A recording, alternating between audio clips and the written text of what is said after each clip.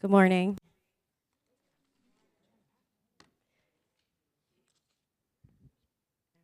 Thanks so much. Hi, everybody. Thanks for joining us this morning for the Maximizing Federal Housing Vouchers in California panel.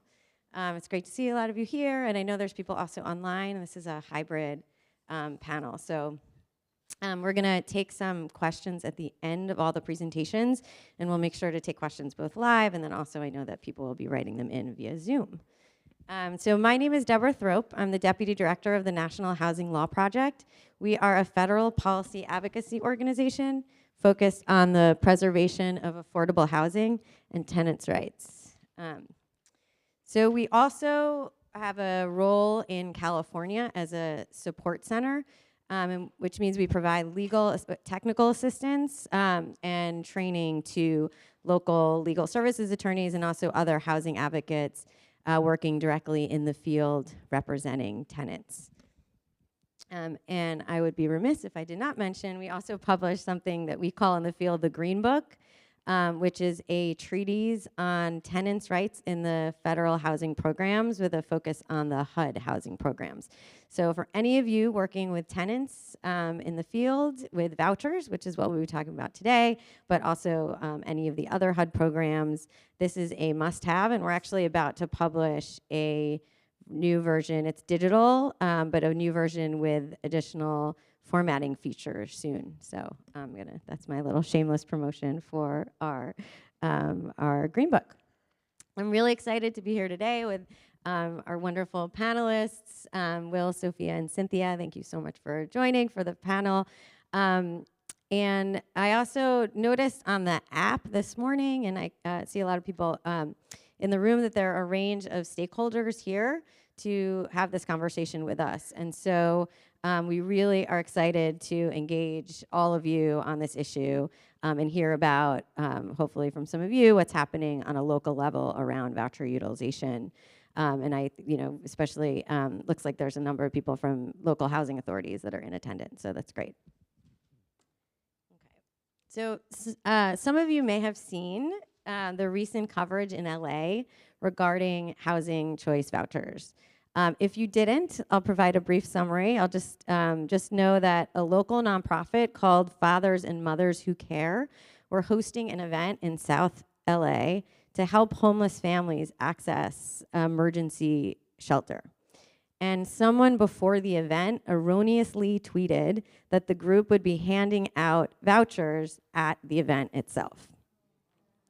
And so Maxine Waters somehow got involved in the event, showed up, and at one point dropped an F-bomb at the crowd, which is, of course, what the media chose to cover.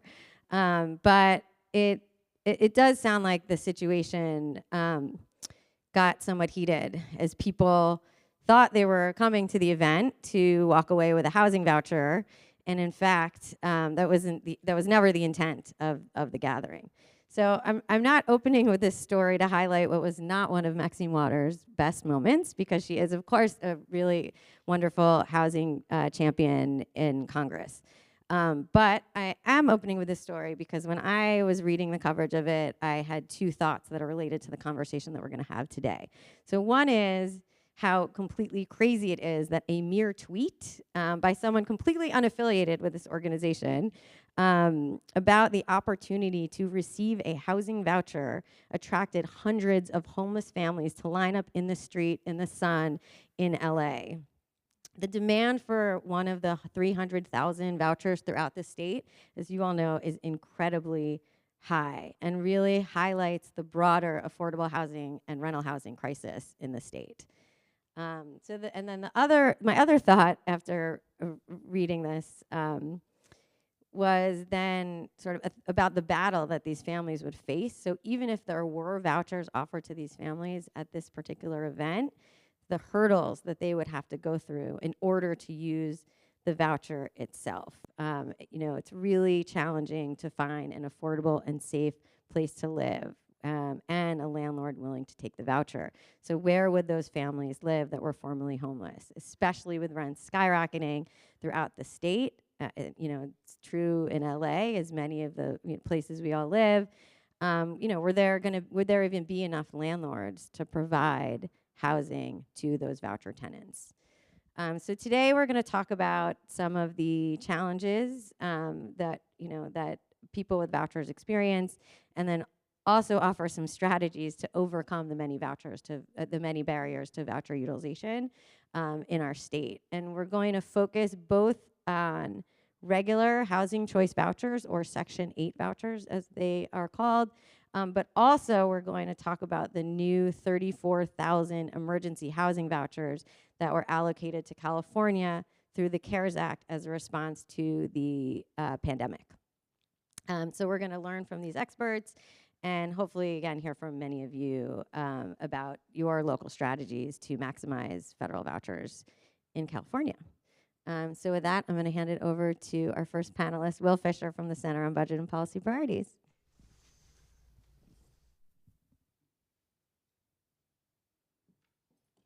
Thanks, Deb, and thanks everyone for coming today.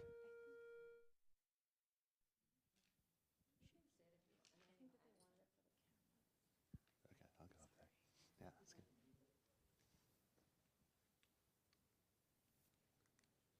So I'm Will Fisher with the Center on Budget and Policy Priorities, which is a DC-based research organization that works on a number of issues that affect low and moderate income people, and I work on our housing team, which focuses on federal rental assistance and especially on the Housing Choice Voucher Program. So I'm going to talk today about a little bit just about why it's so important and especially important in California to make as much use as possible of the voucher resources that are out there. And then I'll talk some about where things stand on voucher utilization in California today, and then a little bit about some of the policy tools that could potentially get more vouchers to be put to use. So vouchers are the largest source of ongoing federal rental assistance in California by far. So nationally, vouchers account for about half of federal rental assistance, and in California, that's more like 2/3. So there's over 300,000 families with vouchers in California today. And there's a really strong body of research showing that vouchers are extremely effective at addressing problems like homelessness and overcrowding and housing instability. So there's been a series of controlled studies that looked at people who got vouchers compared to people who didn't, and just found very large effects. This shows some of that. And because housing's so important to so many aspects of people's lives, they have lots of effects that go beyond just these housing benefits that show up here. So just when I'm talking later about opportunities to expand the voucher program or opportunities to put more vouchers to use, every additional family that we're able to get enabled to use a voucher, these are the kind of benefits that can follow from that. In addition, when vouchers are able to give people broader choice about where they live, they can have additional benefits. So there have been studies that found that when vouchers result in families with kids living in lower poverty neighborhoods, that leads to kids having higher earnings and being more likely to attend college when they grow up. And so this is just a reason why if vouchers can be provided together with services that allow people the option to choose to live in a wide range of neighborhoods, they can have even more benefits. But the catch, as you all know, is that vouchers don't reach more than a small fraction of the people who need them because of funding limitations. So only about 1 in 4 eligible households gets a voucher or any other kind of federal rental assistance. Folks who do get them often spend long periods of time on waiting lists. There's not good national data on waiting lists, but we did a study last summer where we pulled data from housing agency websites, from large housing agencies, to get how many people are on voucher waiting lists, and this just shows a sample of housing agencies in California, and these are huge numbers, just hundreds of thousands of families waiting for vouchers just at these 6 agencies alone. And I mean, Deborah's story about what happened in LA is also an indicator of this, but it's not just that lots of people are eligible for vouchers, people are actively seeking vouchers and not getting them. So I'm going to talk now some about what's going on with voucher utilization, and I first want to step back and talk a little bit about different ways of measuring that, because there are a number of different things that sometimes you hear about. And so one of those is unit utilization. So each housing agency has a number of authorized vouchers, which they're authorized to administer. And you sometimes hear people talk about the percentage of those vouchers that are in use, which nationally and also in California is about 88% right now. But that number is kind of limited use because a lot of those authorized vouchers aren't covered by the funds that the federal government provides. So many of those vouchers aren't used simply because they aren't funded. So it has some relevance to advocacy for funding at the federal level, but it's not so relevant for evaluating the performance of local programs and state programs. What is more important for that is budget utilization, the second number, which is the share of voucher subsidy funds that agencies are able to spend assisting families. And that's around 96% nationally, a little bit lower, 95% in California. And that's a really meaningful number because that means if we're not able to spend 100% of those funds, that means that families who could be assisted with available funding are being left without this really effective form of assistance. And this varies a lot from one agency to another, but there's a link up there to a HUD dashboard that has this data for each local agency. So the third thing I want to mention is the success rate, which is a little bit of a different thing, which is it's the likelihood that an individual family that's issued a voucher is going to be able to use it. And this is really important for the experience that folks have who participate in the voucher program, because if you get a voucher and you can't use it, that's obviously a huge waste of your time, and it doesn't help you and does more harm for you than good. And nationally, this is another place where there isn't good data, but the last national study found that the success rate was 70%. Historically, some agencies have been higher than that. Some have been lower than that, but in the current really tight rental market, there's lots of reports of agencies whose success rates are dropping and are often pretty low.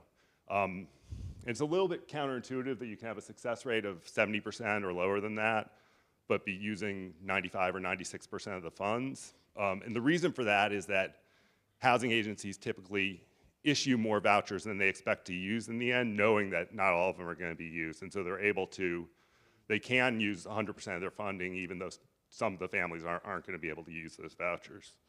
And partly because of that,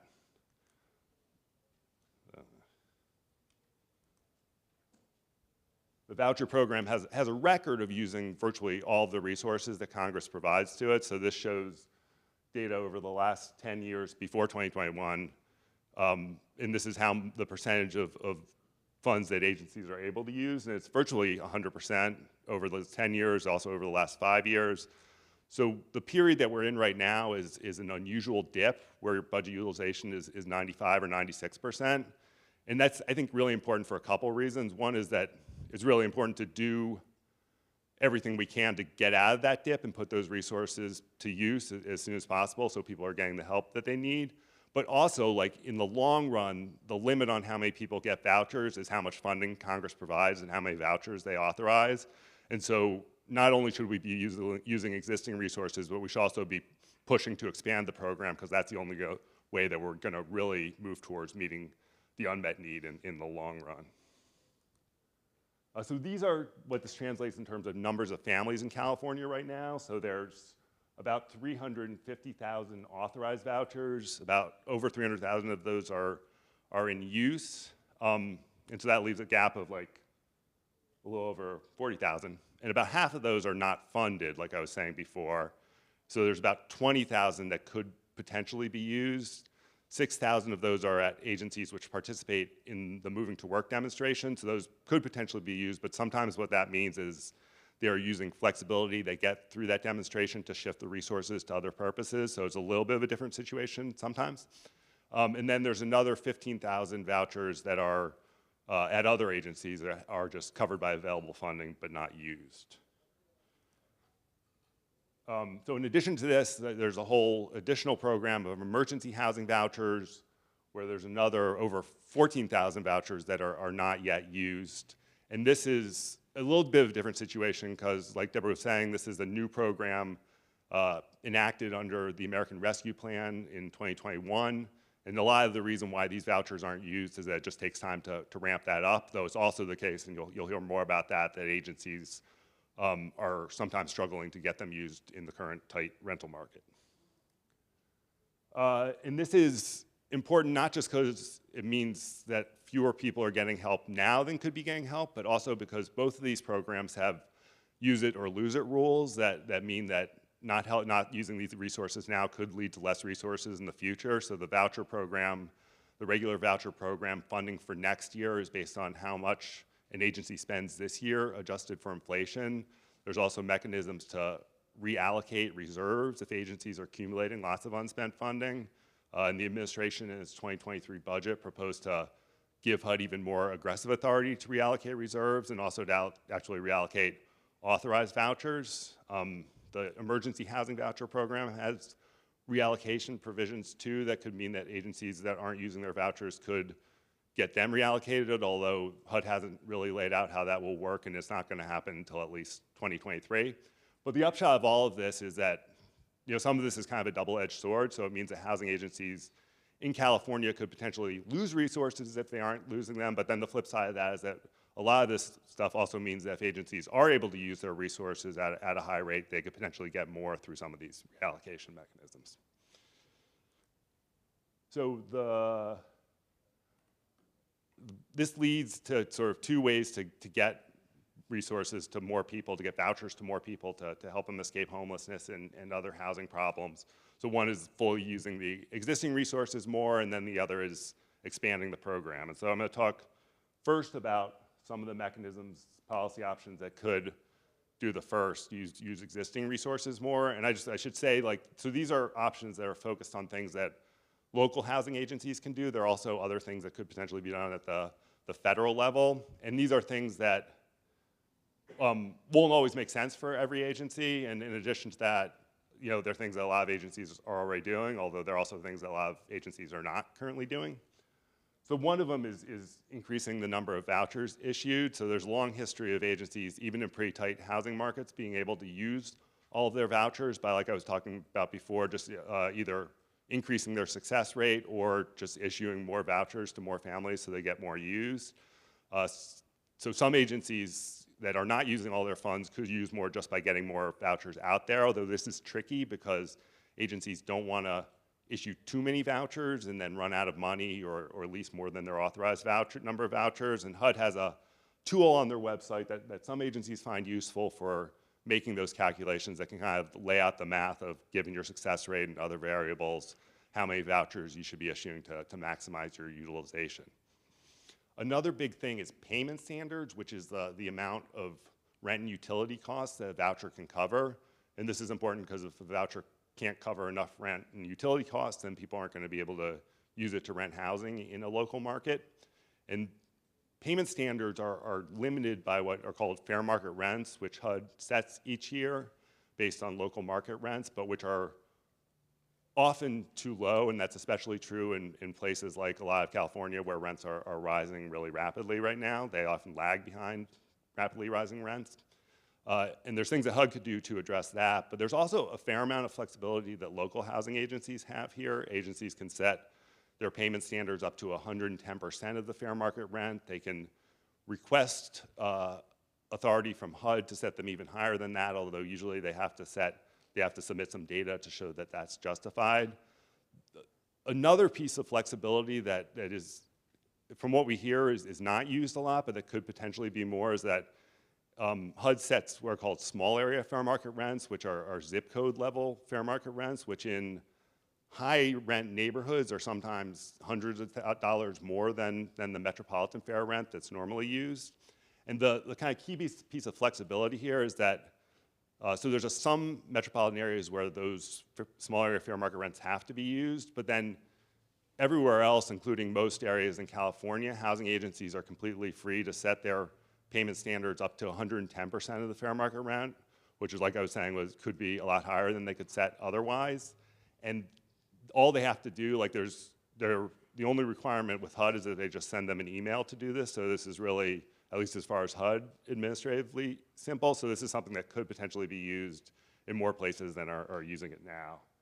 Other things are, agencies have a lot of flexibility to make voucher search times longer. There's the ability to do more outreach to landlords. There's some flexibility to ease or streamline how inspections work for owners, which can be an important thing for encouraging participation. Another thing I want to mention is project-based vouchers. So most vouchers are tenant-based, which means a family can be used in a unit of the family's choice in the private market. But agencies have flexibility to project-base some of their vouchers, which means they're tied to a particular building through a long-term agreement, and that can sometimes be a better way to use a voucher, especially in a tight market where it's hard for individual families to find housing. Housing agencies can project-base always up to 20% of their vouchers if it's targeted on particular populations, including people who are formerly homeless or veterans or seniors and people with disabilities. They can go up to 30%. And they can go even much higher than that because all formerly federally assisted units, including like public housing converted under RAD, is exempt from this. So some agencies can go as high as 50, 60% or even more of their vouchers being project-based. And this is done, there's more project basing in California than in the country as a whole.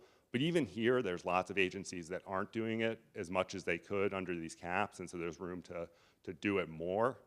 And this isn't something it's not always the right thing to project base as many vouchers as possible, because it does mean that families have less choice about where they live, but there are, in some market conditions, in some situations, there are a lot of advantages to it. And then the last two policy options I want to mention are a little bit different because they don't get more vouchers used, but there are ways that you can use, if you have unspent voucher funds, there are ways that you can use them by providing deeper assistance. And so if an agency is only using 90 or 95% of their funding, they can use more by leasing more vouchers, but they can also use more by providing deeper subsidies to each family, on average, to the families they assist. And one way they can do that is by helping lower income people, so by targeting more vouchers on extremely low income households, more vouchers on people who are formerly homeless. They're going to require bigger subsidies, and so that's a way to put more resources to use. Another option is to reduce or eliminate minimum rents. So normally people in the voucher program pay 30% of their income for rent or utilities, but housing agencies are allowed to say for the very lowest income people, they'll charge more than that, so charge them $50, even if that's more than 30% of their income. But this is entirely optional for housing agencies, and so an agency could potentially eliminate or reduce their minimum rents in the voucher program, and that would also be another way to provide added assistance to the lowest income people and also put more resources to use. So those are the policy options. And again, this isn't comprehensive. There's a lot of other mechanisms that are available to agencies. But then I also want to talk a little bit about expanding the program. And so if I had talked about this during most of the last year, I would have talked about the Build Back Better legislation, which concluded a large proposal to expand vouchers as well as other housing programs. But that blew up in December. It's not clear whether some version of it will be passed, but it's very unlikely that whatever does pass will include a voucher expansion. So the more plausible route to getting a substantial number of new vouchers this year is through the annual appropriations process. So last year in the 2022 appropriations, Congress passed over 30,000 new vouchers. The Biden administration proposed in the 2023 budget to provide 200,000 vouchers. We don't expect that full number will be funded, but getting that number as high as possible could be really important for meeting some of the unmet needs that are out there. And also this is likely to be, or if Congress flips in November, this could be the last year for a while that we have opportunities to really do a big expansion in rental assistance, and so that makes it all the more important for folks who do advocacy to push hard for these vouchers and as well as other housing funding in the HUD budget. So I will close with that. There's a couple resources here, and I will turn it over to Sophia.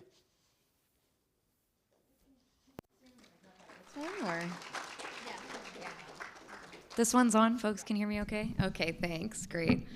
So I'm Sophia Rice. I'm the Housing Services Director for Los Angeles at Brilliant Corners. I'm sorry I'm going to opt to sit today. I'm very pregnant, so I'm going to get a little winded just talking and sitting. If I stand, I think you'll just hear a lot of breathing, so bear with me, thanks.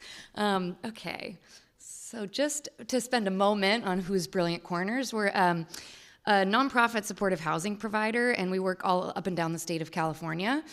So we provide housing, including development and property management, but also housing services. I'm actually going to focus today on our work in Los Angeles with the Flexible Housing Subsidy Pool, or FHSP. So that is a program that began in 2014 in partnership with LA County's Department of Health Services. They provide the oversight. And I'll get into a little bit more about what our model looks like, but we provide rental assistance, housing navigation, and tenancy support services as part of that model. And to date, we've housed just over 10,000. We've done 10,000 housing placements.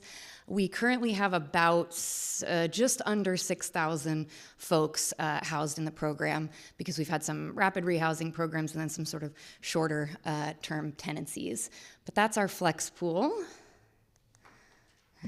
And these are just some of our partnerships. Like I said, it's oversight from LA County Department of Health Services, but it is a true pool in that we have funding streams that come in through many county departments, LA Care Health Plan, and some philanthropic dollars as well that support our work. So very lucky to have all our partners there. Okay, so let me just talk a little bit about our model so that folks kind of have a sense. We kind of call it 3 legs of the tripod. So the first is our housing acquisitions team, or housing navigation, and these are kind of real boots on the ground supports that go out and find landlord partners and sort of recruit units into our portfolio. So I'll show on the next slide in a minute some of our financial tools that we use, but our housing acquisitions team is able to go out, find a unit that will work for our portfolio that we think will be desirable for our clients, and immediately place a hold until we're able to match someone from our client population. They're short-term holds. Usually we put in place a contract for 2 months, but we aim for closer to 1 month of holding that unit if necessary. And then we just maintain that portfolio, and we're constantly sort of shifting by assigning different clients to it and having them come do unit showings and then picking up additional units. We also have a pretty robust program operations team, so they are kind of the behind-the-scenes folks, and they are processing all of our move-in assistance, security deposits, furniture assistance, our rent roll, every month, and all of that kind of good stuff. They're also the team that is doing the unit matching between our housing acquisitions team finds the units and puts them in the portfolio, and then our tenancy supports team works with the clients, and our operations team in the middle is sort of doing that matching for us. Our tenancy supports team, like I said, they're the folks that work actually directly with our client population and sort of usher them through the move-in process. And then once they're moved in, they provide what we call housing retention services or housing stabilization, and meet with their clients on a regular basis. So the tenancy supports team, I'll just point out, that's within Brilliant Corners, and we are solely focused on seeing sort of issues through the housing lens. So we provide any support that we can to try to keep folks housed in their current unit or help them move to a better location if need be. They work very, very closely with our partners in case management, and the majority of our case management partners are sort of external within the community. We work with over 100 intensive case management service providers in Los Angeles at the current moment, and we have a small team of by comparison, a small but mighty team of case managers within Brilliant Corners, but for the most part, it's an external partnership, and we just work very closely with clients' case managers to sort of ensure that there's good coverage in terms of all of the wraparound services. So I'll just talk briefly about some of the sort of financial tools that we have at our disposal. I think I mentioned the unit holding, and also our sort of move-in payments. We issue security deposits and first month's rent for our clients to get them housed very quickly. We provide move-in assistance, security deposit, like I said, but also furniture and household goods that would be essential for somebody moving in. There are some cases where we provide directly from Brilliant Corners incentives to property providers.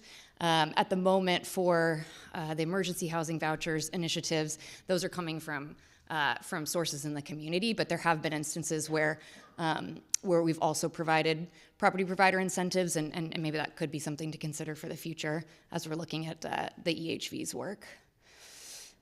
I'll spend just a minute talking about our flexible financial assistance because I feel so passionate about it. I think it's really, really an important tool that we use at our disposal. And this, it really is quite flexible. We're very, very fortunate in that we have sort of the ability within our program to provide financial assistance throughout the duration of the tenancy for our clients. So if things pop up throughout their tenancy, like occasionally, somebody has something happen and they miss their rent payment, et cetera, they can come and request that funding directly from Brilliant Corners, and we're able to issue that, on a short-term basis so that they stay housed. I think this is really, really important part of our program to help folks stay stably housed, so that they're not at risk of losing their tenancy by, something that might pop up, just like it does for you or I or anybody else living in rental housing.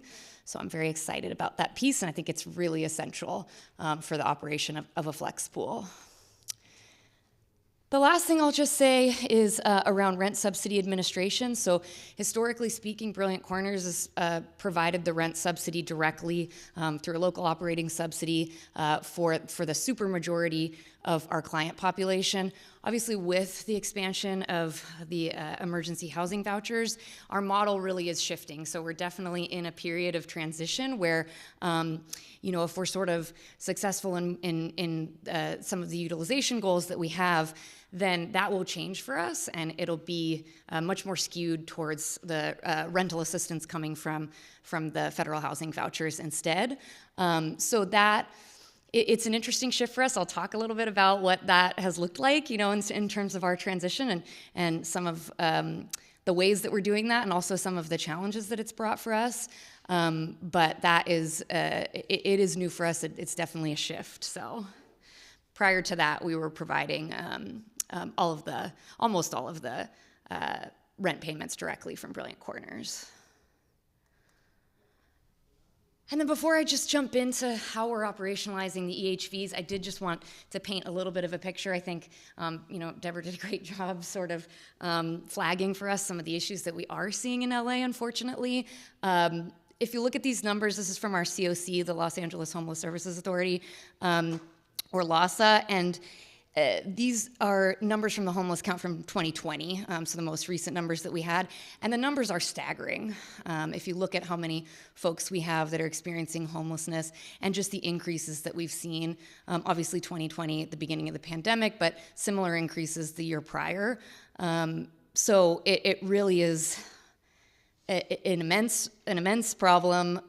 In terms of EHVs, we've been allocated just under 7,000. So quite a lot. They've really sort of flooded the system, and it has felt like an all hands on deck situation. All of our partners really coming together in the community and trying to operationalize these as fast as possible as a community.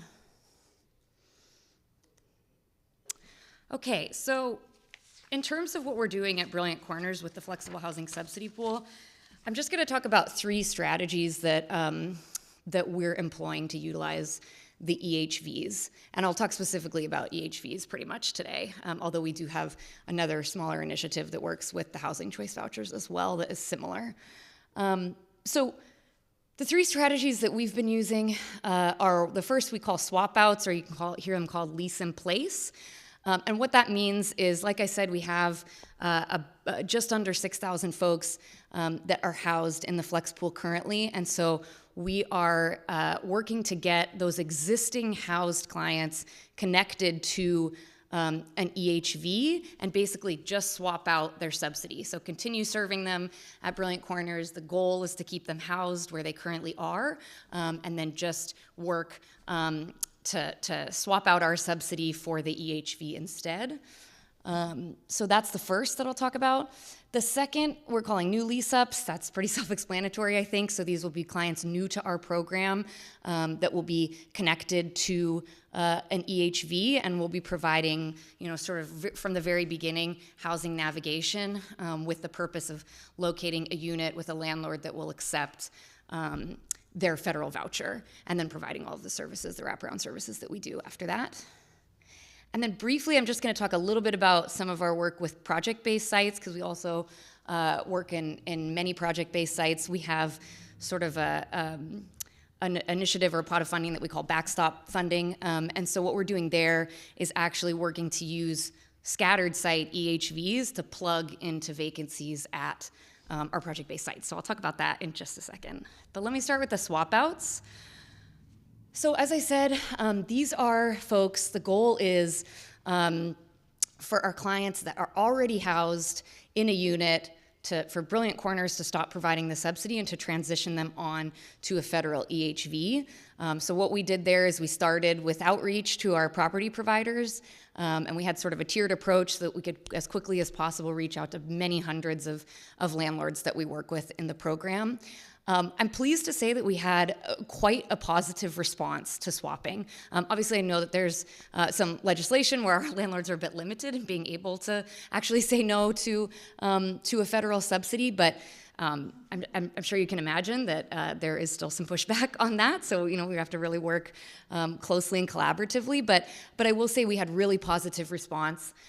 We had about 85% who were sort of immediately open to saying, sure, I can swap out the subsidy. In some cases, they sort of said, want to make sure still working with you guys and still have all of your support, but, I'm happy to take the subsidy from another source rather than Brilliant Corners' local subsidy. So that was great. In terms of the work that we do within Brilliant Corners, a lot of it is focused on the RFTA or the RTA submission piece, because that's sort of our bread and butter. We're working with landlords all of the time, and that's kind of the piece that we can help move along as fast as possible. So that's where we're seeing some of our successes, is really targeting our approach for what we call our housing coordinators who work with the clients to reach out to our landlords and just make sure that they're submitting that RTA as quickly as possible so that we can swap. I will be honest, in terms of challenges, one thing that we did not see coming, I don't know if this is just, I think in some ways it might sort of be a psychological thing. So for folks that are currently housed within the flex pool, if they switch, when they're going to swap to an EHV, they are required with the housing authority to sign a new 1-year lease at the beginning, right? And a lot of our clients, they may have been housed for over a year with us already, so they might be on a month-to-month lease. And so when they're approached for the swap and told that they need to sign a 1-year lease, what we're finding is that quite a lot of them take that moment to say, hey, actually, I want to move to a new apartment. I don't want to sign a new 1-year lease here with this voucher. I'd like to take that voucher and get somewhere else. And that's really understandable. I mean, I can sort of understand the psychology of that, but it's in higher numbers than we did anticipate. So again, I have to expect that there is something about that needing to sign a 1-year lease that's causing that, because we're seeing the requests for relocations be much higher than we are just in the regular course of our program. And in some cases, we don't have full and complete data, but the early data that we're seeing around it, which is small, so take it a little bit with a grain of salt, is that around 50% of our clients have actually come back and said, actually, I'd like to consider relocating. And so that's been really difficult, because that's going to cause a big delay. Then that's going to involve, obviously, the housing navigation piece and sort of timing that out. And so that's been a really big challenge. The way that we're attempting to work through that right now is honestly just rethinking a little bit of our messaging when we're approaching clients and kind of going back. And, obviously, client choice is a huge value for us, but just sort of trying to counsel the folks that we work with to say, hey, I know, you might want to move right now. What can we do to make this place work for another year? And what we really recommend here is that if you are comfortable just staying at your current unit and making use of the voucher right away, then after 1 year, I mean, you can move anywhere, basically. You can move out of LA County if you want. You can, port your voucher and reunite with family in some instances. And so what we're worried about is that, and sort of trying to explain to our clients is that, it's a really good moment to just snap up that federal voucher now and make sure you're able to utilize it and get it, so that we don't get into a situation where it causes such a delay trying to find a new apartment that the voucher might actually expire. That's the worst case scenario for us in this instance. And so just trying to work case by case with our clients to address what it is that will be causing them to want to relocate, and trying to kind of rework that messaging with them. So we're hopeful that that will increase, some of those, the speed of some of those swaps. Okay.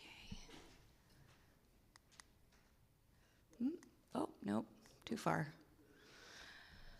So for our new lease-ups, like I said, that's fairly self-explanatory. These would be new clients that are enrolled in our program that we'll be working with, from the very start in most cases. They're going to receive unit location assistance. We'll be able to put down unit holds for them when we're locating housing, and then they'll receive tenancy supports from Brilliant Corners like the rest of our client population. This has required a scale up of our unit portfolio. So as I said, our housing acquisitions team, they go out, they secure units, they're able to put down a hold right away, and then we just immediately work on trying to match them as quickly as possible. And so when the EHVs initiative came down, we really had to scale up our staff, and then we had to get out into the community and try and grab as many units as we possibly could. And I would say that's going relatively successfully. There are some challenges there. It is a very difficult housing market in LA. If anybody's from the area, you know that. And so that, we've certainly faced that issue in the past. I would say it's slightly more challenging now just because, as I mentioned before, LA County has been allocated the 6,800-ish, 6,900 additional EHVs. And so they sort of have flooded the market a little bit. And in some cases, even if they're not competing programs, sometimes our landlords view them as competing programs. So we do have really savvy landlords in Los Angeles who know a lot about the housing programs and know what sort of incentives are available to them and what aren't. And in our case, if we're going out and pitching that they allow us to put their unit immediately under contract and that will match a client to that unit as soon as possible, but there might be a little bit of lag. We're sort of saying, hey, we'll pay a little bit of that vacancy cost for you, which is a really powerful incentive. But we've even actually had some landlords come back and say, no, I think there's a lot of federal vouchers out there. I'm just gonna wait until I get somebody that has it, because they're gonna come with a signing bonus, and we'll say, yeah, but you're gonna get that signing bonus, as soon as we match somebody. And they say, yeah, but I just want it immediately. I actually just want it now. So I'm just gonna wait, an extra week and be able to get it right away instead of, potentially taking a month. We've certainly encountered that in some situations, which is difficult. And so that's been a challenge. I think, Will, you were also mentioning about sort of going, housing authorities being able to go above and beyond the fair market rent. And that is something that our main housing authorities at the city and county are employing in LA, which is great. Again, sometimes I think the messaging can get a little bit lost with our landlords, so we actually have been fortunate enough to see that the housing authorities have said, hey, in some cases we can go up to 120% of FMR, which is wonderful flexibility, and we really want that. But we certainly have had other landlords say that, if we've come and sort of pitched to them, hey, we want to put your unit under contract, and this is how much, with our rent comparables, this is how much we can pay you for the vacancy. We've had landlords say, oh, well, the housing authority is going to give me 120% of FMR. So, I'd rather just wait a couple extra days and get that instead. And we've sort of had to take a real nuanced approach with our landlords to explain, well, it's not like you're guaranteed to get 120% of FMR for every unit. There's still going to be a rent comparable process. And whatever unit the housing authority, or whatever rent the housing authority is going to guarantee you, that you'll end up getting that anyway. We're just going to sort of cover your vacancy cost in the meantime. But again, those are conversations that take time. It's, there's a lot of sort of negotiation there. And so that is just sort of one of the bottlenecks I think that we're facing when we think about picking up units. The last that I'll say around new lease-ups is just a little bit more around communications with With our community, like I said, we're working with over 100 ICMS providers and a bunch of different funders and a bunch of different agencies in Los Angeles. And so I think that we've seen sort of slower referrals than we would have expected coming into our program on the new lease-up side. And I think in some cases that's because our providers are waiting until their specific client actually gets like a voucher in hand. And the really amazing thing that we're sort of trying to shout from the rooftops is that we're able to accept them before they even get connected to their voucher, before it's even issued, because of a little bit of this flexibility that we have in terms of unit location and then putting a short unit hold. We actually want to receive our clients, even if they don't have that voucher quite issued yet, but they've got their application in process, for instance, because that allows us to go back and build up our unit portfolio for exactly what they might need. So the more sort of referrals coming in, the better our data is around what sort of units that we need to pick up that we would be able to successfully match to our clients. So that also has been a bit of a delay there, and just really needing to kind of hit the pavement and sort of say in a variety of spaces that we want the referrals as fast as possible, but that's caused delays for us as well. Okay, and then I'll just talk briefly about this because it does, as I say, it has a bit of a smaller impact. I think we only have just over 150 potential for EHV placements in our project-based sites. This is sort of a unique opportunity that we have in our program. So at a period in time, we had more sort of project-based developments than there were subsidies to be able to support them. And so in that moment, our partners at the county were incredibly innovative and were able to secure a sort of specific pot of funding so that Brilliant Corners could actually pay any vacancy costs if these developments would sort of enter what we're calling a flexible agreement to accept any type of subsidy, including a tenant-based voucher at their project-based site. So traditionally, they wouldn't want to accept that, obviously, because if you have a tenant-based voucher in a project-based site and that person decides to relocate, then you sort of have a hole in your financing. And so this was a very cool model that we've called the backstop, where we're able to sort of make sure that those developers or those developments are kept whole by paying that vacancy cost. So we do have about 156 units within those project-based sites that could be eligible to take an individual with an EHV. So that's also just sort of kind of an exciting opportunity that we're trying to kind of plug them in wherever possible. I don't suspect that all 156 will get connected to an EHV, but there is some potential there to also place folks in project-based sites, even with that tenant-based voucher.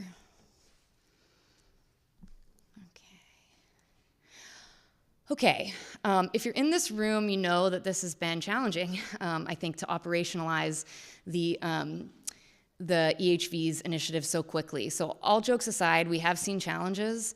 I will say that the scale up has been difficult, right? It's a very fast timeline, and I think that it's a difficult moment in time. I will just name it. I think I've called it a beleaguered workforce. Our workforce is very tired, and it is quite tangible. So they've had a very difficult past 2 years, as we all have, from the pandemic, and it is increasingly feeling difficult to go back to those same individuals and again sort of ask for more of them. And that is the moment in time. I'll just name, they need to be paid more, and we need to do that very quickly by sort of whatever means necessary, in my opinion, because we do need to scale up. We do need many, many more people added to our workforce in homeless services to be able to operationalize this work and lots of other sort of opportunities that are coming down, I know, from the state level. So we really are going to need to build up that workforce and be thoughtful about how to do that. And that's been challenging. I mean, we're working on hiring dozens of folks just at our agency alone, and then thinking about all of our partner agencies that also need to scale up at the same time.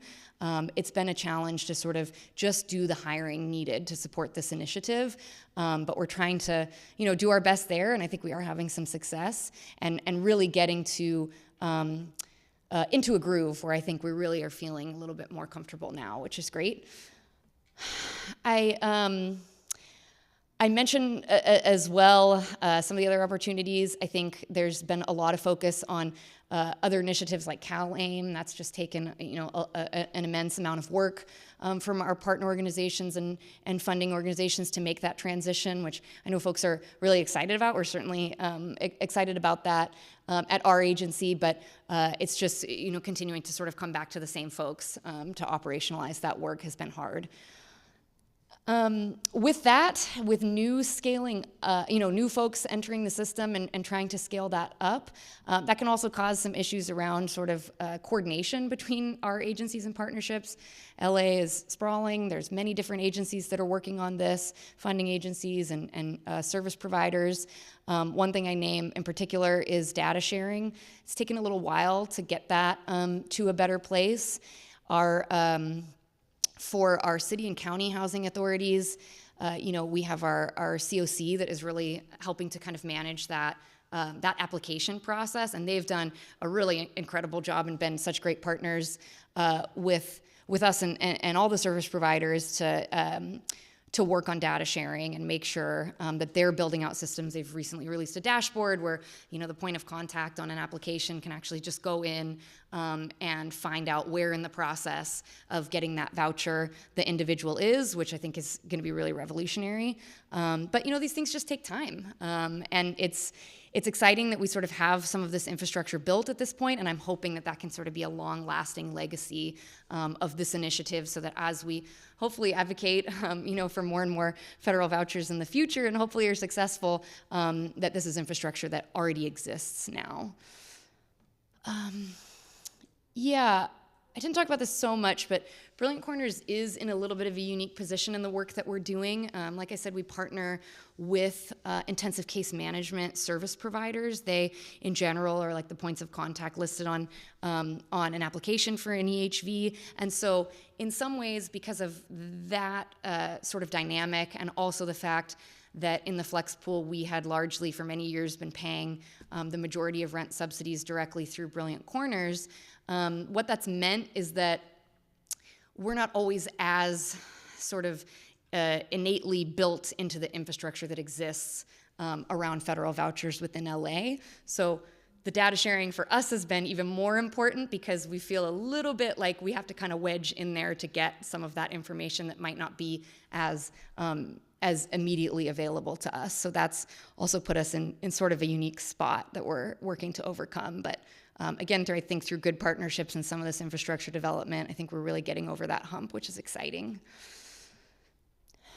Similarly, I think just around like our process modification, we've had to do a lot of work, like I said, to shift our model to be able to work within sort of that federal voucher and federal subsidy ecosystem. And so that's also taken some time for us to sort of get some of those ducks in a row, if you will.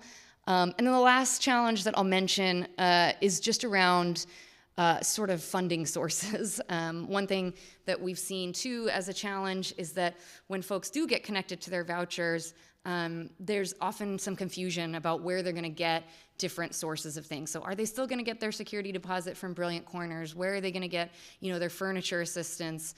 Where are the incentives coming forward, and sort of having to track all of that within such a large space like Los Angeles has been a bit difficult. I think that, again, sort of positive news of today is that we're getting on a really good path with that and getting a lot of clarity, which is really exciting, and just sort of trying to blast that out to our community as much as possible.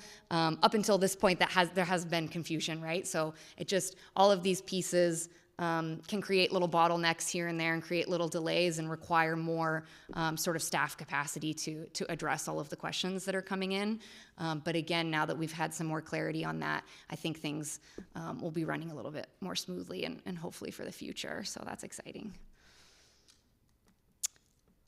And I spoke about a lot of this, and I'll just say that actually is not a typo at the at the top. That is grammatically incorrect, but I'm calling it lessons learning rather than lessons learned, because I do feel like we are very much in the thick of this. We are still learning lessons every single day, about the work that we're doing. And so I do feel like it's a very, very active process for us, as I'm sure others would agree with. Some of the additional points I would just make is, like I said, what we're learning as we map out all of these processes is that there are several points of failure along the process of getting somebody connected with a federal voucher and then them being able to make use of that voucher.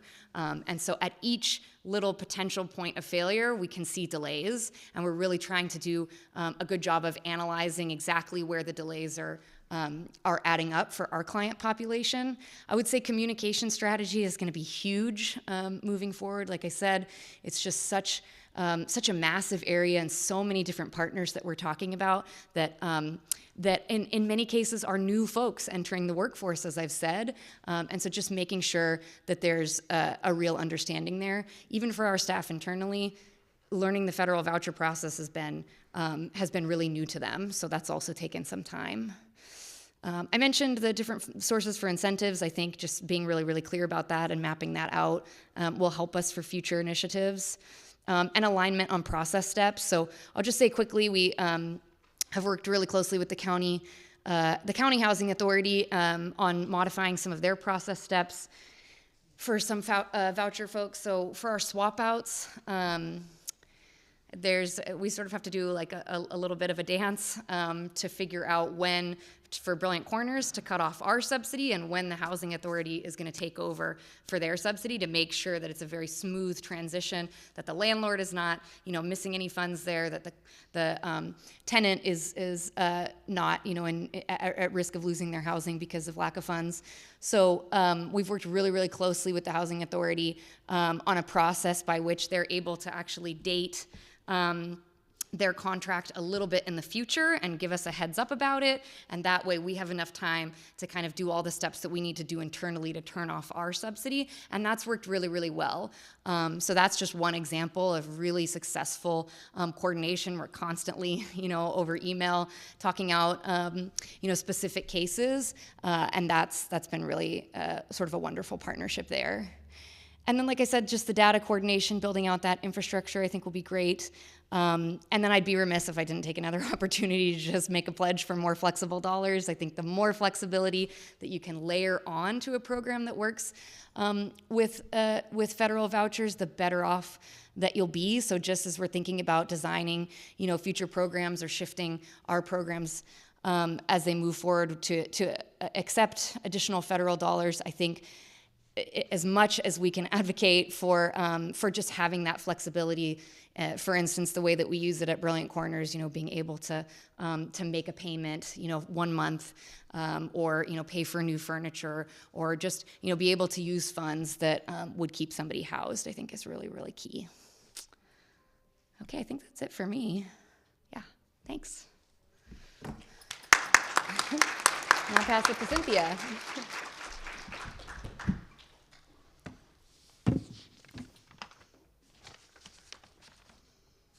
So I'm really glad that Sophia went before me, because Sophia, coming from Brilliant Corners, is a provider actually we have up in San Francisco, same Brilliant Corners, and we're lucky also to have them up in San Francisco, and really understanding things from the provider's perspective, especially someone who's specializing so deeply in the housing search and landlord engagement and unit pooling process, I think is really key for the system leaders and system funders that are looking across our whole system to figure out how to bring all these pieces together, all that coordination, all of the capacity issues, and really understanding where providers are coming from. So we've done a lot of listening in the last few months, especially in the middle of all of this sort of influx of resources. So I wanted to actually, let me introduce myself. I'm Cynthia Nagendra.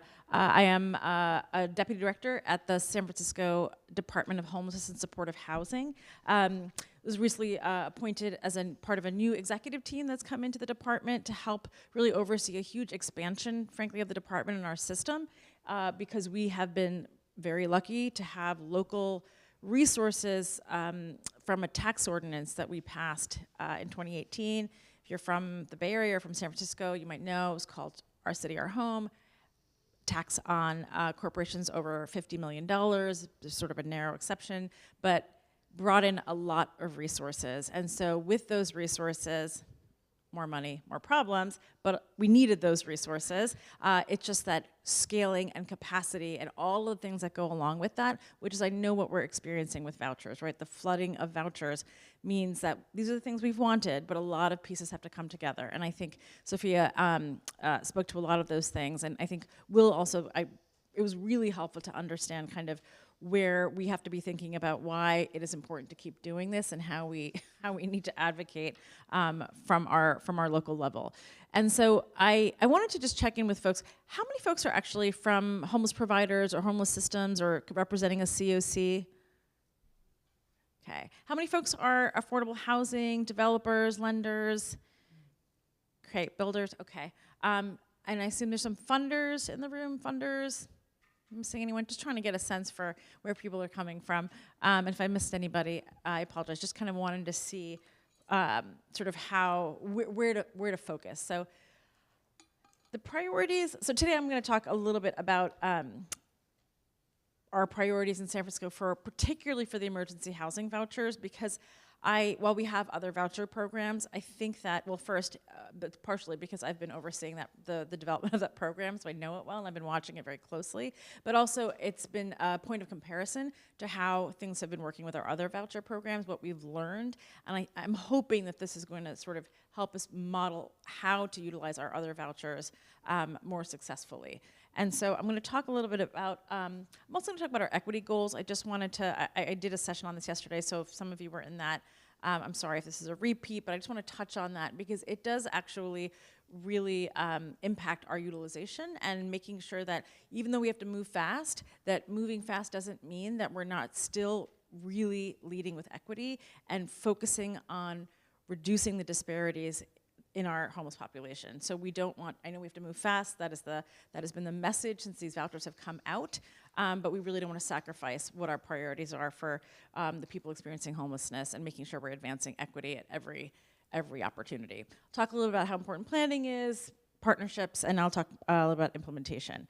And so I just, probably know our numbers. They're not very different than many communities around the state. This is from 2019. So I point out that we have, the dark green is our unsheltered number. We just did a 2022 PIT. Really don't know what that's gonna look like. Really could go either way. But the reason I'm pointing out the unsheltered numbers is because that, like many of your communities, that's just a priority, right? We have to reduce the number of people who are outside, and that really has to be one of our primary goals. So the goals that we really approach the voucher program with, and particularly emergency housing vouchers, because it was such a unique, and I just want to make a plug for it, I know that you're doing this at CBPP, that we were able to have a lot of intentionality from the COC, the homeless system side, in our partnership, because we were able to really partner with the Housing Authority in a very different way, in a new way, and we had to build a lot of infrastructure. We're still doing that to make this work. But because we were sort of in the position of doing the referral side, that really helped us kind of figure out where a lot of bottlenecks are and start working through them. And we've had, I want to say, how many other housing authorities in the room? Okay. So some of the partnership we had with the Housing Authority was there, but this really had us have to scale really quickly, which we're still in the middle of doing. So our priorities were to address racial disparities, and we're really trying to be more intentional about that in every single program we're designing, from a systems perspective and a program perspective. And that means really focusing on the populations that have been disparately impacted by homelessness. I'll talk a little bit more about our numbers, but we know that the populations have been really impacted by structural racism, are far represented in our community, and I think across the state. I know that to be true, certainly in San Francisco. And because we are having such high unsheltered numbers, in addition to sheltered numbers, we wanted to reduce homelessness by targeting a majority of these vouchers, at least 2/3, to people who are literally homeless. These vouchers could be used for folks who are at risk, recently homeless, and literally homeless folks, as well as folks who are fleeing violence. And so while a lot of there's so much need in the community, right, for all of these populations, but we knew this might be the only set of vouchers that we really get for literally homeless people. So we really, really advocated, partnered, and had to figure out how do we target really, really well with these vouchers to make sure that we're getting to the folks who really, who are on the street. And decreasing inflow, of course, we wanted to really figure out how to get them to folks who are at imminent risk of homelessness. So to ensure successful housing placement and stabilization, we know this from all of our programs that we're doing housing placement with San Francisco, like many of your communities, incredibly difficult housing market. And what we know to work is that every single applicant, whether it's with a voucher or rapid rehousing or any kind of housing program, really needs support with housing search, at least the offer of housing search. And that means doing a Brilliant Corners-like model, and I know not everyone is lucky enough to have Brilliant Corners, but we have now started to try to fund all of our providers in ways that they can do some of the things that are really, we know are successful. We have to navigate the market that is. This is the market that we're working with. We have to figure out how to navigate it, especially because we're talking about scattered site placements, right? So we know, and Sophia really kind of illustrated so many of the way that they approach the landlord engagement and how they pull down units, right? So the landlord incentives, the relationship building, and really having teams in providers who are really well equipped to do the work of working with landlords and pulling down units. That doesn't mean every provider in your community needs to have that. You can focus on certain providers and really invest in those providers to make sure that you have this muscle in your system. I don't know what happened to my slides there, but are those slides? Sorry. So that we have the muscle in the community. It doesn't have to be built over and over and over, but we want to build economies of scale. But we also want to think about who we're serving and the diversity of providers that we're using, because that's really going to make a difference in how we're advancing equity for the people that we're serving. Okay, I have slides here, so I'll keep talking. So we had to find $22 to $25 million in services. That's just real. I mean, that's what it costs in San Francisco to do this kind of housing search. The requirement for the program, which was very smart, but not funded, which was to provide housing search to every EHV applicant. Housing Authority had, I think our Housing Authority had about $3 million. We know, based on how we had 906 vouchers, that was gonna mean really more than $24 million, but that's what we found. And we wanted to give sort of the most, a full, robust set of housing search services and case management to make sure that people are stabilized, because we know that's what works. If we're gonna give people vouchers and that they're gonna walk around and sort of have to find them themselves, we know that doesn't work for most people. And so we had to start from the place of, we need to find these funds. We found them in a lot of different places. We used our COC grants very creatively, services from our rapid rehousing grants, from our DV funds, and also we really also doing some swapping out of some of our other subsidies, using these instead, just really being really creative, looking at the whole funding pot in whatever ways that we could, to make sure that we were really getting those, to get the funds going. The other thing that was, and I want to say per household for a single adult, we're talking about $10,000 per household for placement services, about $15,000 for a family. So I just want to say that is really, that's what it is. That's at least in San Francisco.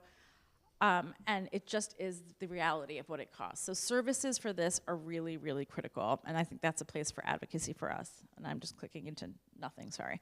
I'm sure we can, share these. Just a quick number on our utilization. We have, at the very beginning, we knew that this was going to be a challenge because, as Sophia said, we can't just ask our providers to just house 1,000 people in the next 4 months. And I have to say, the HUD really was saying, oh, look, we have this incentive, 100% of vouchers utilized in the next 4 months, and you're going to get, frankly, not that much money, at least compared to the whole. I mean, I appreciate that, but it was not that helpful because we needed that time to plan. And so we really had to work with our field office, with HUD to say, and our housing authority to say we have to plan on the front end, or we're not going to meet any of these goals. Plus, we can't just go out to our providers and say, hey, you're already housing thousands of people, here's 1,000 more. And we can't, even with Brilliant Corners, I mean, they're already housing in San Francisco thousands of people out of our shelter-in-place hotels. We have other providers. So we had to really think about our whole panoply of providers and figure out how many vouchers can each provider do, literally, and then how many per month can people do? Because if we keep slamming our providers and just asking them to do more and more and more, it doesn't work. And it's so hard on them. And they have to be able to hire up. There's so many reasons that we have to meter it out for as long as we can. It's just the reality. So when we knew that we had to meter these applications out, we talked about, well, which populations are not housing as many folks right now? The adult providers are really, really slammed. We know we have some capacity on the family side, on the TAY side, on the DV side. So we're metering out the applications. So 550 applications or so have been referred, right? So we have 900, but we're purposefully sort of metering them out month over month, which has taken some advocacy because people really want us to move faster, but really once they get the voucher in hand, we're gonna need time to house them. And so about 265 of those have been approved. So we're working with the Housing Authority to get those approvals through. I wanna say to our Housing Authority partner has been great. 99% of approvals of applications have been approved. And we're working with folks who are criminal justice involved, who are unsheltered, who are really, really vulnerable. And our housing authority is working really closely with us. Also, those service dollars, they're going to providers to help applicants with the entire application process. We're talking about people going out to people's vehicles, people going out to people's tents and doing applications right there and making sure that we're not asking people to come in for appointments that people might miss. So we have to really think about the population we're serving to make sure that that referral piece is happening. Looks like we're still having some challenges. So I hope I'm very interesting to listen to. And about 175 of them have been utilized. So about 25%, not about 200, about 25% of our vouchers have been utilized. It's not the best, it's not the worst. Some of that is purposeful, but we know that this is, thank you, we know that some of this is going to be a continuous issue. So we're really trying to anticipate those bottlenecks. So these are some of our allocation targets. We tried to be thoughtful about our population needs, where we already had inventory, and think about really, where we know that individual adults are really the biggest population with the least amount of resources. That's why you see most of the vouchers going there. And then again, the equity piece, this is just a statistic I'm sure that you are familiar with, just even from your own community, but the really unconscionable difference between how many people are represented in our homeless population, are overrepresented in our homeless population that are Black, is 3-4 times what we have in our general population. And so the only real way to advance equity is not just to house people at the same rate of 30 to 40%, but we need to be housing folks and prioritizing folks who've been historically marginalized and excluded at 50%, 60%, 70% rates to try really to change those numbers and reduce those disparities. And that means working with our providers in our community and our landlords differently as well, and being thoughtful about that. So I'm just this is a little bit of a tangent, but I just wanted to mention that one of the things, when we set a goal to prioritize 40% of our vouchers for people who are been historically marginalized. We all know that there are reasons that you have to use potentially proxies for race, right, to talk about how to prioritize people. So we looked at this is a map of our districts. San Francisco is small, and unfortunately, but it's intentionally segregated. So we went to our community districts and said, where are the greatest number of people who are unsheltered and Black and brown households, right? So we went to those districts and said, we're gonna prioritize vouchers to these districts and work with the providers in those districts who know their community, who know the people that they're serving, and frankly, a lot of folks that we're not serving, not coming to coordinated entry, not coming to all sorts of services because the system has failed people many, many times, right? So we have to have a different approach and work with folks who are trusted to people in those situations. And so that means really listening to providers who are in those communities who also know landlords in their communities, right? So there are landlords and relationships that we don't have as a city, as some of our sort of bigger providers. So we really try to partner with folks who are on the ground who are saying, no, we actually have landlords. We know where to find folks. Some of them are more mom and pop, but we know how to engage people in ways that you might not know in terms of like from other parts of the community. So I just want to say, right now, we see that 92% of our applicants are BIPOC households and about 56% are Black households. We think that this is related to the targeting. We're looking at this data every single week. This is another key part to utilization. We have to be doing CQI every single week, basically, looking at where the bottlenecks are to see how we can utilize. The strategies really, as I said before, are contracting with BIPOC-led and BIPOC-serving providers, and really partnering with philanthropy was hugely helpful. We're a city. We take a long time to put contracts in place. We have a long, sort of a very complicated process. If we want to diversify our providers and make sure that we're reaching the people that we are targeting, then we really need our philanthropy to come in, and in our community, Tipping Point came in and bridged funding for, and also offered capacity building support to our providers who, it's great that we're going to give providers new contracts, but if they're small or medium-sized or maybe don't have a lot of infrastructure, administrative infrastructure, financial infrastructure, well, we need to help build that capacity and invest in folks so that we can really make sure that we're helping them scale, and philanthropy has been really helpful in doing that. So challenges, we've heard about some of these already, and I'm just making sure that I am, sorry if I'm speaking quickly. I want to make sure that we talk about some of these challenges in terms of how we are, some of the things we don't know if they're going to work, some of the things we're sort of trying things, and some of the things we are seeing actually some success. So we know these things. We need more planning time. We took some, we needed more, but we're always in planning mode. So we're doing things in phases. Housing costs, we'll talk about kind of how we're dealing with the housing costs. Unit availability, provider capacity. Sophia really talked about the provider capacity, our beleaguered workforce. I mean, our workforce is decimated. They're tired. They are also, we don't have enough people to do the work. I mean, every provider, I think this is happening across the state, even when we are providing big contracts, and we really do need to pay equity is a big part of this, really paying people for the work that they're doing, and really valuing people, and paying people so they can afford to live in San Francisco is an important thing.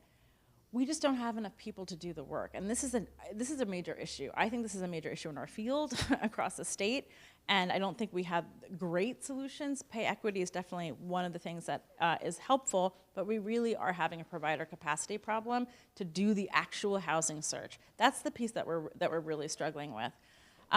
Coordinating housing authority and our other partnerships. I'll talk a little bit more about that. Data systems too. So we spent 4 months of intensive planning. That was hugely helpful with the housing authority almost every day, week by week. Now we're just starting to meet bi-weekly because we really needed to share information about how our system works and how the housing authority works, because I think that there was just a lot of misunderstanding that we do have thousands of people that need housing. That is true. But we have a lot of systems in place to refer folks. How do we streamline those systems? How do those systems work? And we're responsible for the housing search piece, because our housing authority doesn't contract with providers to do that. So again, we had to go back to our same providers. So it was a lot of talking to each other about how we work, and really looking at their systems, our systems, and how we can coordinate. So we did this in phases. Who's ready to go first? Okay, the family providers who have folks in rapid rehousing, they were ready to go first. They also have people already in housing. Let's start there. And then building the program over time. And now we're sort of rolling in unsheltered folks, people who are serving adults, because we've given folks more time to build the capacity to hire people up, et cetera. So Sophia really covered this well. This is what we're aiming for each of our providers who are doing this work, is providing a package of housing, location, and retention services so that every applicant who gets a voucher, an approved voucher, is really getting the search help that they need. Not every person is going to need that help, but we're finding by and large, even folks who are, who want to find their own housing, who try to find their own housing, still need quite a bit of help in our housing market. And so these services, especially the incentives, holding fees, I don't know if a lot of folks, Sophie, you must have mentioned holding fees, just when, you have to snap up a unit right away, right? So you have to say, even if I don't have someone today, I will pay you, landlord, for a certain amount of time to hold that unit. And yes, that is expensive, and definitely inspires us to move faster on the referral end. But that piece is just critical in a market like, I'm sure, many of yours. We have to move fast, and we have to have those incentives on the front end sort of really ready to go. Mitigation funds, security deposits, and really have a centralized way for landlords to be able to engage. If 50 different providers are calling the same landlord, that is an issue. So we are also having to coordinate between, amongst our providers, just make sure that we are also standardizing things in a way. We don't want to create competition, right, between providers and the incentives that they're giving. We definitely are not there yet. So we need to start really thinking about how do we standardize the incentives that people are offering so that they're not competing with each other just amongst our own providers. Service fees were also issued to support efforts in implementing and operating the vouchers. So we really thought that the service fees, that we have used the service fees that have come from the Housing Authority and tried to use them in pretty creative ways to sort of patch the gaps in funding that we have, but they only can go so far. And so we're really trying to think about all the different ways we can bring in funds, and we have for these different areas. As I said, the local funding that we have has been extremely helpful. I want to just focus on I won't talk too much about in detail, but this is some of the targeting we did. The reason I'm bringing this up is, again, we had to look at a lot of different providers and a lot of different populations to deal with the provider capacity issue. And also, we want to house a whole bunch of different folks, but we really had to be thoughtful about which providers have capacity and where. And so we were really focused on targeting. So in unsheltered homelessness, for folks who are unsheltered, there's a lot of adults, a lot of families. So we want to focus on families with young children. We unfortunately do have some families we're noticing. We think there are more during the pandemic who are living in their cars, who are living in non-functional RVs, who are living on the street. So we're really trying to be thoughtful about how we're targeting and making sure that the providers that are engaged, the outreach that's engaged, knows how to find folks, especially folks that are harder to find, who, for very good reasons, are not engaging with services. And so we've had to be really thoughtful about all of the application, referral, and outreach process. The partnership, as I said before, the cross-training is really important. The myth busting is needed. We do have this pipeline. We need sort of a lot of help helping our partners know why the pipeline is slow. I will say on the referral side, we have to do a lot of streamlining. Coordinated entry is an important tool, but we learned through this and many other processes that we have to streamline it. If it is a thing that is slowing down people getting housed, we have to keep figuring out how to reduce those barriers. And I know that many communities are in the same bucket. How do we figure out how to get people housed quickly and intentionally, but not really, and make sure that we're not the reason things are slowing down. We don't want to be the barrier. And I know coordinated entry has caused some unintended systems consequences that we just really are looking at and trying to reduce. Another thing that's been really helpful with household utilization is we're having weekly drop-in hours where Housing Authority staff and our staff are there. We're going through each household, kind of like a by name list, and saying, where is this household in the process? Where is this household in the process? It's really labor intensive. It's really time intensive, but we figure out a lot of stuff. Instead of doing it over email or waiting for phone calls, right there in a call every week, we are figuring out where households are getting stuck along the process, where people are dropping off. We find out, oh, someone missed an appointment. Well, that person was living in their vehicle. That vehicle, was moved, and there's a reason that they're not coming in. We tell the Housing Authority. We have to keep in that constant communication, and our providers are part of those calls also. So I talked about the extensive network of service providers. I can't say enough about how amazing our providers are and how important it is that we're really tightly coordinating with them. We have a lot of gaps. We're trying to do our best, but really keeping that coordination so that people aren't getting in each other's way, essentially, and that we're hearing from them saying, okay, this is an issue, here's a bottleneck, this is where we need to focus and help you remove the obstacle from that path. These are each of the areas of the EHV process, and in each of these areas, there are issues at every single part, right? So access, referral, eligibility, notification, housing search, and stabilization. So we have to look at every single part to make sure that we are utilizing, we're moving as fast as we can, and measuring the data is really important, right? So we're noticing that the time to find housing, the time to get approvals and find housing is starting to grow.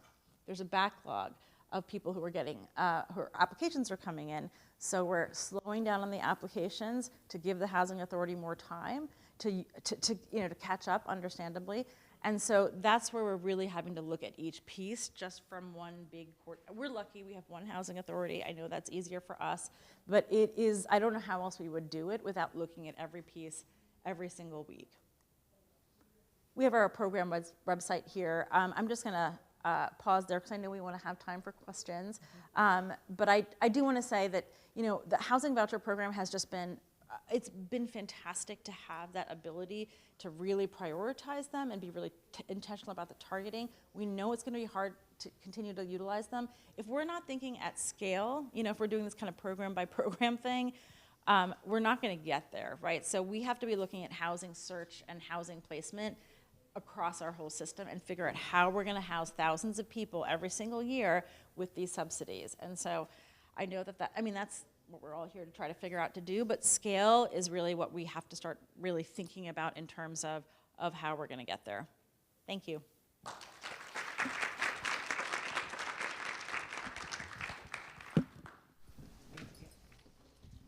Okay, so I think we have time. Thank you. That was, those are all really excellent presentations, so thank you. We'll jump right into questions. I want to make sure we get at least a few in. I was going to kick us off with a question if you all want to give a shot at it briefly, and then maybe we'll open it up to the audience. So the first, I guess, you all touched upon the fact that the EHV program in particular comes with a lot of flexibility that the regular voucher program does not have. And so I'm wondering if you all could just speak to sort of lessons learned from the EHV program, and maybe, Will, if you want to address this nationally too, sort of what you're seeing.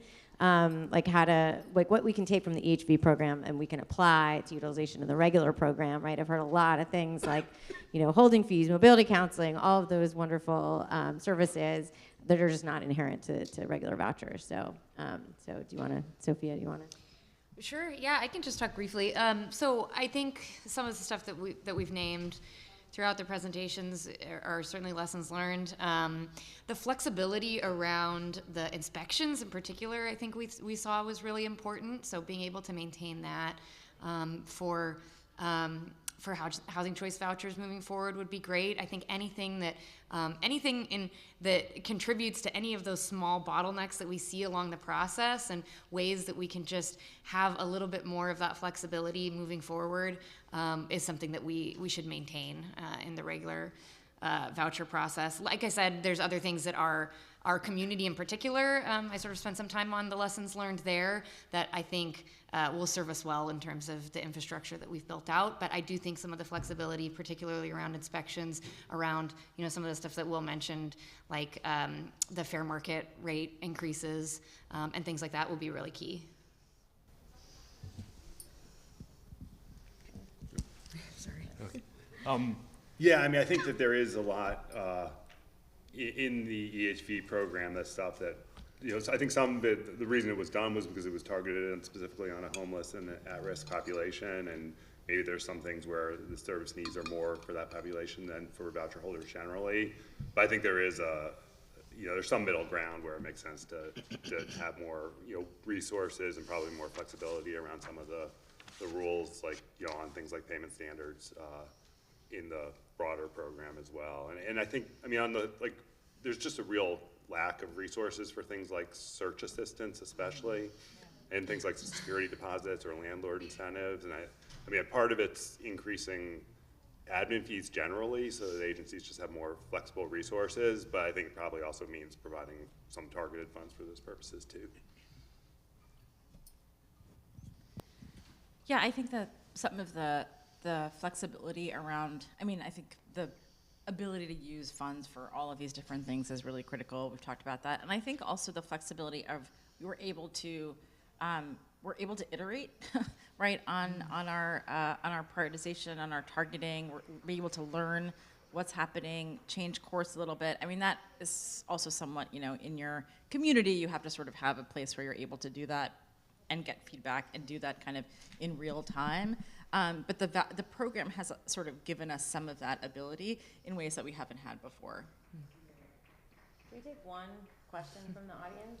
Is that okay? So, all right. Mike. Thank you. Thank you. Hi, thank you so much for being here. I work at the center in Hollywood. Our workflow is very similar to Brilliant Corners.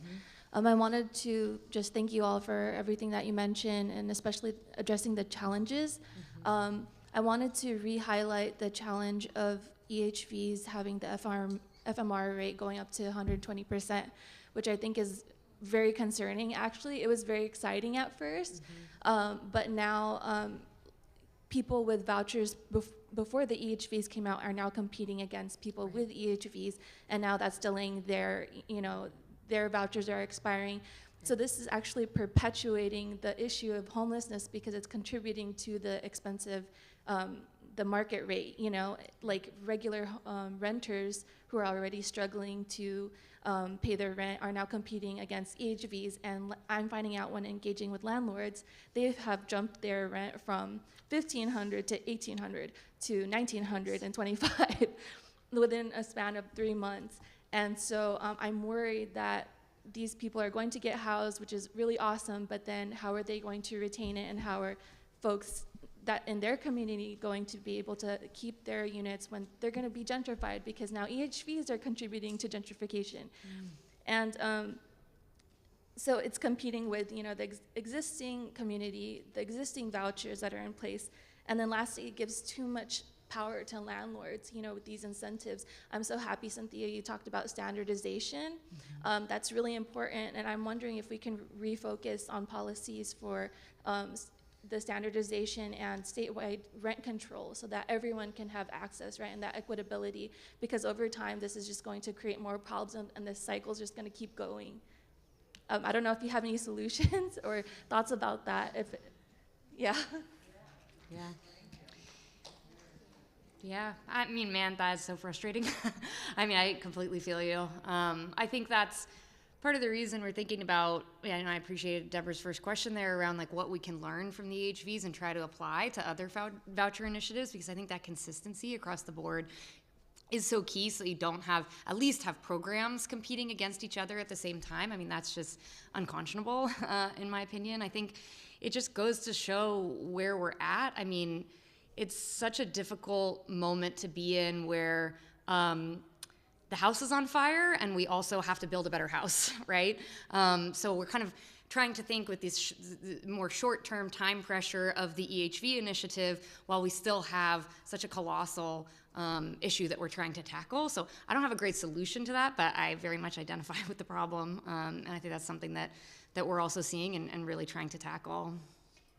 And I mean, I think one of the things we have not solved the standardization problem. Our contracts there's contracts we can't just turn them over, overnight, because there are some long-term contracts we've had with providers, but we're starting to try with new contracts to standardize some of these packages. And also we've invited landlords we're starting to have more landlord events to say, look, we have thousands of subsidies. Some of them are rapid rehousing. Some are a lot of landlords don't like HUD, Section 8 vouchers. We know that.